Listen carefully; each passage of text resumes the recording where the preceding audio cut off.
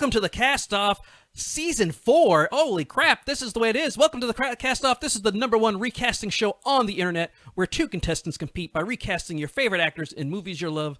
I am your host, Craig Price. We are kicking off Season 4 with a movie that encapsulates what we do here. It is the movie multiverse, and we are recasting the #1 movie in America, Spider-Man, No Way Home. Now, to do this, we are actually going to have some past guests who I would call them all-stars. I don't know what they would call themselves, but he's not from anything. He's from the all-star Mangum family. This is Troy Mangum. How are you, Troy? I'm doing well. So I'm just here to win. That's all it is. Well, the last time you were on the show, you did Muppets, and you brought Muppets. I will bring props. I will shamelessly do whatever it takes to win this game show. I was going to say, what kind of pandering BS did you bring with you this week?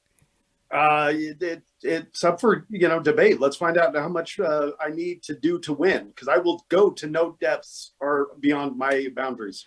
So you basically will just cheat, lie, and steal your way to a victory. I prefer pillage and plunder and commandeering. But yeah, lie, cheat, steal, anything goes. Okay, well, thankfully it's already been prejudged. And from the visually stunning movie podcast, our good buddy Mark Woodring. How are you, Mark? I'm excellent, Craig. It is nice to be back and seeing how good I can cast a film again. It's only been a couple weeks. You've been on several times this year on the main podcast, Matinee Heroes, and you've been doing a great job. I appreciate it. It's been really fun. Well, we've got an unusual one for you today, and before we get to that, let's get to the rules, because the rules are very important, but they're actually quite simple. They're very simple. In fact, that they are. Where am I here? I am so lost. Here we go. The rules on Season 4. We start anew. I always have one glitch every season. We're gonna name an actor. I'm gonna put the character up. You're gonna give me the actor's name. Best choice gets 1 point. I am also choosing along. If you pick my secret selection, you get an additional point. Or if you didn't, the rare instance where the best choice is not my choice, you just get 1 point. Person with the most points wins. And if there's a tie, we will do our double feature to win, and we'll explain that when and if it is necessary. All right. As always, this show is brought to you by Matinee Heroes, and this March we are celebrating comedy genius all month long. Mel Brooks month kicks off with Young Frankenstein. Oh, what a great show. What a great movie. It's going to be a fun month. You can head over to matineeheroes.com/subscribe to follow on the podcast, and you can also hear tonight's post-show exclusively on the audio version of CastOFF every Thursday in the Matinee Heroes feed. And if you're enjoying CastOFF, you can head over to the site and go to matineeheroes.com/subscribe, and you can join the video feed there. We desperately need subscribers. So if you could do that, we would certainly appreciate it.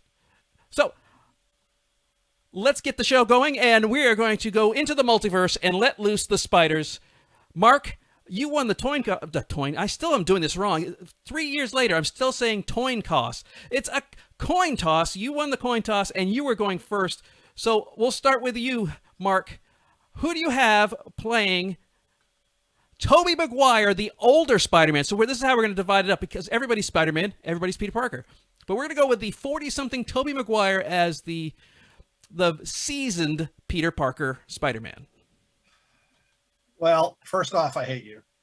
And I told you that when you gave us this movie. And I'm not going to pontificate about any one pick. This is my pre-show pontification. I hate you. This is a silly movie to try to recast.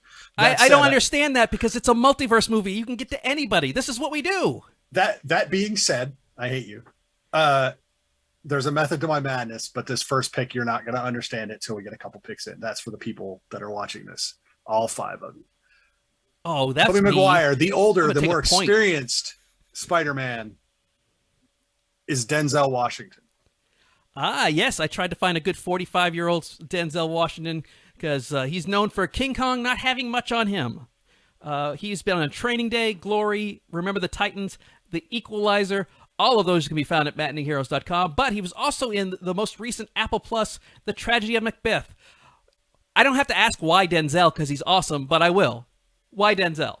Because of my next two picks, and because frankly he brings that older experience, world weary feel to impart to young, currently Tom Holland Spider-Man. Okay, I can't disagree with that. Troy, Oscar winner Denzel Washington, who do you have going up against him? Well, first off, let me just say, I love you, Craig. I think this was a great choice. This was an amazing movie to recast in case it comes down to a tiebreaker. I love you, man. I love you. Now, to the actual game, if I had to go older Tobey Maguire, I needed somebody that was still a little boyish, so I went with Michael J. Fox. Yes, and as you indicated, a Spin City era Michael J. Fox. But he should be perfect because he's known for messing with the time stream in Back to the Future. But he's also that guy you're talking about, the American President, Mars Attacks, the Frighteners, Doc Hollywood, very personable, very Peter Parker-esque. I bet he could have, if they had made this in the 80s, I bet they could have used him as Peter Parker.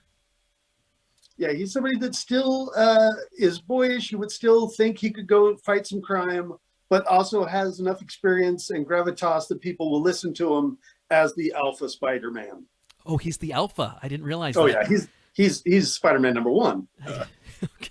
All right, well, let's get to the older Peter Parker Spider-Man, and we have Denzel Washington, Michael J. Fox, and the judges went with Denzel Washington. So Mark gets the first point. I went with a Paul Rudd because Paul Rudd easily could play that, especially the Into the Spider-Verse 45-year-old Spider-Man with the sweatpants. I'm seeing him as the sweatpants Spider-Man. Right, it's Paul Rudd. He could play all the Spider-Men. He could. It's look possible. The same. Yeah, it's possible.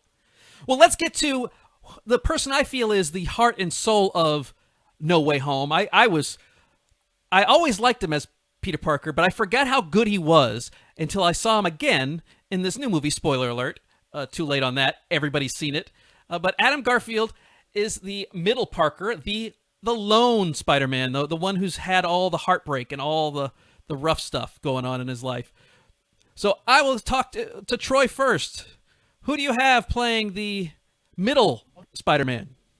So middle Spider-Man, I needed somebody that had, because Andrew Garfield was the more kind of arrogant, a little cocky, but also had some good banter. I needed some of that, so I went with Cary Elwes.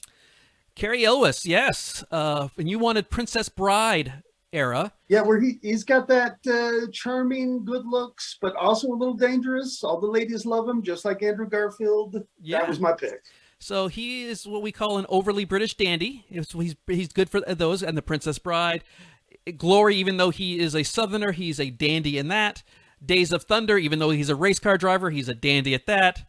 Bram Stoker's Dracula, even though he's kind of a older, wiser guy, he's an older, wiser dandy. And if you really want to see him in his full dandiness, please go see A Castle for Christmas on Netflix. It just came out this past year. And oh my God, what an awful, awful Scottish accent that he has. It's just I thought he was from Europe, but this accent was so bad, I'm starting to question if he even has a nationality. Well, we will go on to Mark. I kind of flashed it there real quick. Mark, who do you have to play the second middle-age Spider-Man? First, I love the pick. I love Cary Elwes. Oh, he's a very nice guy. I have to say, meeting him several times at cons around the country, very nice guy. And just to be fair to him, if someone's not born with a Scottish accent, their Scottish accent sucks. You're crazy. That's not right. You're untrue. No. Okay, so are you daft, man? I needed a replacement for Andrew Garfield, whom I actually didn't really care for as an actor until 2021, when I saw him in The Eyes of Tammy Faye. Yep. When he played Jim Baker, and I thought he was incredible in that. And then I watched Tick, Tick, Boom, and I was like, holy crap. If he wasn't going to get an Oscar nomination for Tammy Faye, he's going to get one for Tick, Tick, Boom. He's going to get one for Tick, Tick, Boom. And first time he's ever sung. First time he's ever sung. But he's a singer, which is, it's not out of his wheelhouse. So it was great. So, and then now, of course, I actually get to see him and appreciate him as Spider-Man, which I didn't really before. But I have to replace him, and I have to play Peter Parker, but a little more emotional, slightly younger, and I went with John David Washington. Like father, like son. He is carrying on the family business. He was well. Yeah, of course. Yes, very well. He is doing no shame. He's in Tenet, Black Klansman, Malcolm X, Devil in the Blue Dress, Malcolm and Marie. Very good actor. Definitely a chip off the old acting thespian block there. So we have Carrie Eulis, John David Washington, and the judges went with. Wait. What? Who's your pick? No. This is my show, man. I don't reveal my pick until later. Just settle down. Trying to break the game. This is how the game works. You guys pick. I went with Paul Rudd, but anyways. Right? The winner of that one was John David Washington. I don't know why it didn't show up, but it didn't. So there's Paul Rudd as the middle-aged Spider-Man. Now we get to Tom Holland. Tom Holland, the baby Spider-Boy. So who do you have? And I think he's a really good Spider-Man, but it's he kind of takes the two and melds them quite well and then kind of puts his own little spin on it. So Mark, you did win the last point to put you up 2-0. Who do you have? Who do you have playing the baby Spider-Boy? I needed someone that had some youthful exuberance. And there he is with his already ties to the Spider-Verse. That would be Donald Glover. Yes, multi-talented rapper, Childish Gambino. He was in Spider-Man Homecoming. An amazing Lando impression. He was the Lion King, the voice of the Lion King. Of course, we all saw him in Community, and he's the creator, star, producer, director, everything of Atlanta. Yeah, that's good. And of course, was considered to be Spider-Man when they were going to do Tom Holland. There was a little competition there for just a half second. Just for a half second, and they decided, nope, that was too much. Troy, who do you have? So for Tom Holland Spider-Man, I needed somebody a little younger, somebody who, for the most part, kind of just goes along with the movie and relies on the older guys to help him through. So I went with Joseph Gordon-Levitt, thinking about 10 Things I Hate About You, where Heath Ledger does all the work and he gets the girl at the end, kind of like how Tom Holland Spider-Man has done through 3 movies. Yeah, yep. He's always the handsome second guy. He's never the main character. He's always the buddy. So in Looper, Inception, The Dark Knight Rises, even in 50-50, him and Seth Rogen were splitting the time. But JGL, very talented. So we've got Donald Glover versus Joseph Gordon-Levitt. And with Mark having a 2-point lead, they decided to give him the trifecta. Oh. All the Spider-Mans. Said you had to look at it in total. Yep. I went with Paul Rudd. Okay, so, and that was not written in the rules. You could have all picked Paul Rudd for all 3. So I have Paul Rudd as all 3. But let's get on to the man truly responsible for all of this multiverse madness, Dr. Stephen Strange. Stephen Strange it's his fault. He did it. Spider-Man, Peter Parker, asked him to do it, and he said yes. Any responsibility is completely on Stephen Strange. This is not Spider-Man's fault. So this one was played by Benjamin Cumberbatch. And who do you have? I think we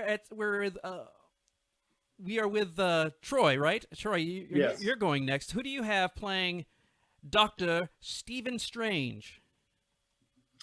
Well, so I needed somebody that is kind of arrogant, because this whole movie, like, everybody tells him, don't cast this spell. And he's like, yeah, sure, I know what I'm doing. And then it ends horribly. And I figure I needed somebody that could be a sorcerer, and the closest I could come up with a wizard. So I went with Alan Rickman to play Doctor Strange. This is the best Doctor Strange-ish I could find. I think this would be pretty good because he's exceptionally evil in almost everything he does. He's fantastic in Die Hard, obviously. Galaxy Quest, he's Chef's Kiss in Galaxy's Quest. Of course, he's Severus Snape in all of the Harry Potter movies. He stupidly cheated on Emma Thompson, and I will never forgive him for that in Love Actually. And of course, here he is in Robin Hood, Prince of Thieves, in his most strangish apparel I could find. Yeah, of course, it's Alan Rickman. You can't go too wrong with Alan Rickman. Yeah, you don't need to add anything else. It's Alan Rickman. Yeah.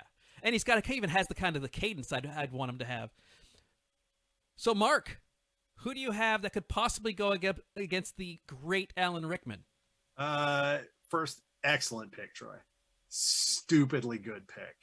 You could say that because you're up 3-0. Alan Rickman in anything. No, Craig knows. I'll say that's a stupid pick if it's a stupid pick. Alan Rickman, pick him for anything. It doesn't matter. It's Alan Rickman. I almost picked Ralph Fiennes, Lord Voldemort, as my wizard, but I did not. Instead, I went really unconventional. I think this is the one. I think this is your point, Troy. I went with Sir Christopher Lee. Absolutely. I felt this is the most Doctor Strange-ish picture I could find of him. Master of horror. Of course, we know him from the Lord of the Rings movies and the Star Wars prequels. He was Francois Scaramanga in The Man with the Golden Gun. But yeah, he makes mistakes too. He was in 1941. He was in Police Academy, Mission to Moscow. I don't think people remember that one. He was in, what was he in? The Howling 2, Your Sister's a Werewolf. That's the actual title of it. And of course, he was a mainstay in the Dracula movies with Peter Cushing. Absolutely. So we have Alan Rickman, Christopher Lee. Mark's up 3-0, and it's just getting worse. I'm getting destroyed. This is just sad. Mark is up 4-0, but just be grateful, Troy, because this would be officially over because I went with Ralph Fiennes. And he had he picked Ralph Fiennes, he would have got the extra point, and that would have been very hard to overcome. But yeah, that would have just been a rout at this point. It's 4 on the board for Mark, but there are 6 potential points on the board, so you're not out of the woods yet. Finally, we get to the bad guys, and we bring Jamie Foxx back as Max Dillon's Electro. So, Mark, who do you have playing a character I really didn't think needed to come back? Him and the Sandman they could have just thrown them away. Bring back Scorpion from the first movie. They cast him and stuck him in jail, and we've never heard from him again. Right. You know what? I replaced one electrical villain with another electrical villain. I went with the Shocker himself, Mitch Pileggi. Yes, Mitch Pileggi, the poor man's Tommy Lee Jones. Because if you need Tommy Lee Jones, but you can't afford it, Mitch, your man. Yeah, the X-Files, Basic Instinct. He was in Transformers: The Last Night. Here he is in Stargate Atlantis, and I guess he's in the new Walker, the Walker Texas Ranger remake. So I did not see the Shocker because it sounds stupid. So tell me, what is the Shocker? He plays a serial killer. Okay. Who is put in the electric chair, but due to a freak accident, he becomes electricity. And I believe he's hunting. It's been a while. I believe he's hunting down his son, and he travels through the power lines, and he wants to like possess his son or kill. It's very convoluted, but he basically plays a villain made of electricity who is a serial killer. Okay. The only Shocker that I'm aware of is from Dane Cook, and I'm like, that's not right. No, so, I won't do it. So Troy. Completely different. Yeah, that Shocker is a little different. That one will sneak up on you. So who do you have up against Mitch Pileggi from the X-Files? All right, so for Electro, I needed his whole character arc where you kind of feel sorry for him. Then when he gains his powers, he is kind of villainous, but also had some good banter with his Spider-Man. So I went with Will Smith, who can make me care about him, but also make me scared when he becomes Muhammad Ali. So that was my pick. Yeah, he's like the Walmart greeter of Earth. His Independence Day, Men in Black. He was in Bad Boys, Ali, which he's really good in Ali. And then, of course, King Richard, where there's a lot of buzz. That's his most latest one. Oscar talk is from what I hear for King Richard. All right. Well, we've got Mitch Pileggi, Will Smith, and you've got to give it to Will Smith. Oh, I finally got a point. So I told you this one was yours, Troy. Troy is on the board. It's 4-1. I went with Cuba Gooding Jr. because we haven't seen him in so long. I want to give him something because I think he might be going to jail. I don't know. He groped some woman. I don't know what happened, but Cuba Gooding Jr. was good. He's one of those guys that just disappeared. Yep. Happens a lot in Hollywood, sadly. Now, sadly, as we get the segue, sadly, this is the only picture I can find of of Willem Dafoe in his new outfit as the Green Goblin. I scoured the internet because of the situation. This is the one I could find. But who would have guessed that the return of William Dafoe as Norman Osborn, the Green Goblin, he would give us, I don't know, a potentially Oscar-worthy performance? He was fantastic. I was blown away about how good he was. So we'll go with Troy. Troy, who do you have almost irreplaceable of Willem Dafoe? Yeah, this was the hardest one because Willem Dafoe did such an amazing job in both movies that it's, hard to replace. But I figured if I have to do it, I want somebody who can go from Norman Osborn, where he's being helpful and he's caring, to flip of a switch. Now all of a sudden he's the villainous Green Goblin and can talk to himself. And the only one I could come up with is Tim Curry. Oh, absolutely. Tim Curry, he's devilishly awesome. And he was in The Hunt for Red October, The Three Musketeers. Of course, everybody remembers him in the Rocky Horror Picture Show. A lot of people think he's the favorite Pennywise in It. And of course, led the entire amazing cast of Clue. Tim Curry's a very good pick. I feel a comeback coming on, a strong comeback. Fingers are crossed. Come on, make it channeling tight. my inner Cincinnati Bengals. There you go. Oh, well, considering that was a month ago, very relevant reference. Mark, who do you have? I'll tell you what, you are correct about Willem Dafoe. Key part of our review was me stating that Willem Dafoe is proved in this movie that he is, in fact, the best villain Marvel has managed to put on screen in any movie. Bar none. He's the best villain. I also was looking for someone, Troy, that could go from almost derpily helpful, friendly to psychotic and malleable and expressive.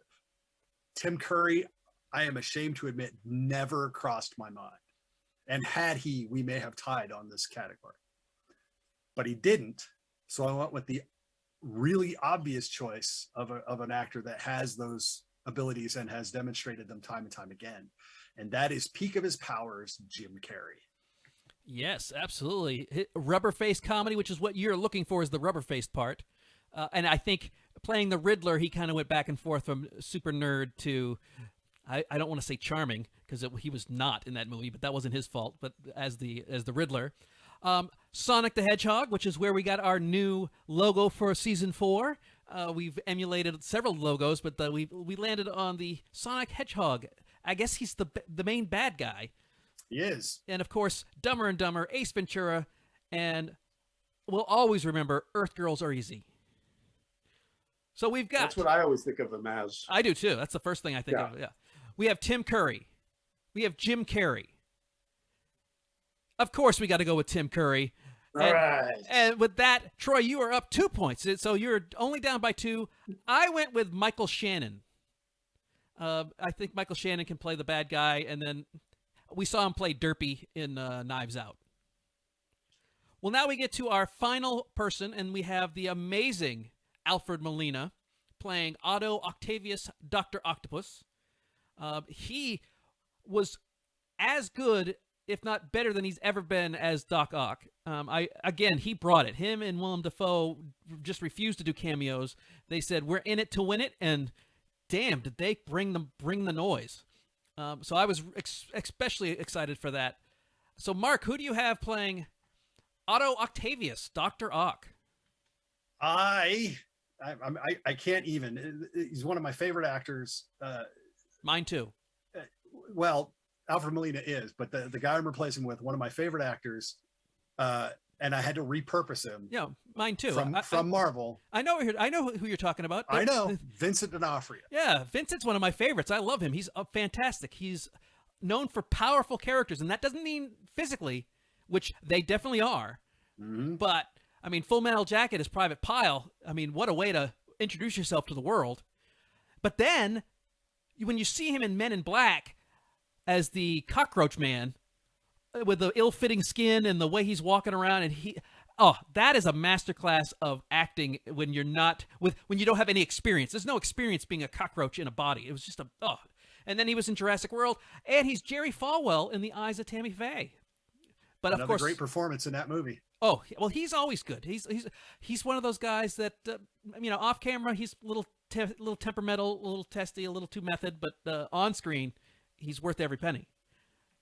All right, Troy, this is a big deal. This is your comeback. This is the Hail Mary pass right here. Yep. Who do you have to beat Vincent D'onofrio? Well, as good as Alfred Molina was as Doc Ock, I knew I had to go bigger. The whole premise of the show is that he's, captured. He can't hurt anyone. Everyone knows this, but everyone is still scared to death of him the entire movie. So I went with Sir Anthony Hopkins, the only other person who could be trapped the entire movie and still make me wet myself in the theater. Yes, known for fava beans and Chianti. That's right, from Silence of the Lambs. But also, he can play a good guy. He was the good guy he was Van Helsing in Bram Stoker's Dracula. And of course, he's Odin in the Thor movies and The Mask of Zorro he's great in. And then he can also play evil when he plays Nixon. So he's got all of the bases covered. And I love Anthony Hopkins. He's one of my favorite actors as well. So we have Vincent D'onofrio, Sir Anthony Hopkins. All right, Troy, this is what's got to happen. All right. Two things. So you're things saying have to there's happen. a chance. There's absolutely a chance because we have Vincent D'onofrio and we have Sir Anthony Hopkins. Both of those guys, are top of my mind. I know that Vincent D'onofrio just was back as Kingpin in Hawkeye. He's an amazing actor, always has been. And he looks the part. If you want Doc Ock, if you put a bowl cut on him, he's going to be Doc Ock. Sir Anthony Hopkins, I was looking at Doc Ock as well, and I was like, who can be Otto Octavius? And when you look at him in his early 40s, mid-40s and early 50s when he had dark hair, he kind of has that. You give him a bowl cut, he can definitely be. And so it was definitely in the realm of possibilities, but unfortunately, I had to go with Vincent D'onofrio. Actually, I didn't have to. The judges went with Vincent D'onofrio. And Mark, you are today's winner. And with that, you have the final thought. The final thought today is, Craig, always thank you and for welcoming all of us movie people on Cast Off and on Matinee Heroes, where we get to talk about some really great movies. As always, you are invited to come over to the Visually Stunning Movie Podcast. We'll talk about whatever movie you want. Troy, you are welcome as well. Make sure you slap your brother on the head next time you see him for not driving. I'll do that for free. Yeah, right. I don't think you have to ask him. I think you have to ask him not to do it. Right. I'll pay him $5 just to let me do that. Hit once for me. Give him a nice Leroy Jethro Gibbs tap on the back of the head for him. And everyone out there, I hope you like my picks. As much as the judges seem to, I was a little worried for a while. But check out the Visually Stunning Movie Podcast on Facebook and Twitter at VS Movie Podcast, or jump over to the website, same thing, vsmoviepodcast.com. And hopefully I'll be back to defend the Cast Off crown. Oh, you'll definitely be back sometime in the near future. For my pick, just to round things out, I went with Javier Bardem. I thought he looks, if you put a couple tentacles on him right there, you definitely have Doc Ock. But congratulations, Mark. You did a great job. But let's remind everybody while you're here, hey, we need subscribers. We're starting off in a good spot. We have 77. We still need about 23 more. So please, if you can head over to matineeheroes.com/castoff, click on the links, and it'll take you to the very contrived and jumbled URL that we hope to be able to turn into youtube.com/matineeheroes. That'd be great. But, we have more to come. This is just the first of many this season, and we are bringing back 2 more favorites next week as we go deep into the roster. I don't know why it says Life for Fan X. I got the wrong one. But anyways, that's wrong. That is not right. That's the wrong one. Anyways, they're not coming on. It was that must be something that I had in this old one. So we got the Cast-Off application. See, this is first week jitters. You can head over to matineeheroes.com/castoff/application. And of course, you can email mhcastoff@gmail.com. Here it is. This is where it is. Next week on the Cast Off, we have one of our favorite metal geeks, Carrie Gordon, going up against one of our favorite wrestling geeks, Rob Irvin. And we're going to go back to the 90s as we pull out a doozy from the Michael Bay collection with Armageddon. That's right, Bruce Willis, Ben Affleck, and space drillers in Armageddon. I don't know why they didn't send astronauts to learn how to drill, because it's easier to learn how to drill than it is to learn how to become an astronaut. Anyways, special thanks to Elizabeth Rapp and Brendan Agnew, our go-to on-the-roster house substitutes for Alan. Always good. They're some of the best folks we've got, and they help judge. So if you don't like what happened, those two are to blame, not me. And on behalf of everyone here at Matinee Heroes Presents Cast Off, including today's winner, and that, once again, that is today's winner, Mark Woodring, and today's not winner, Troy Mangum, I'm your host, Craig Price. This has been the Cast Off.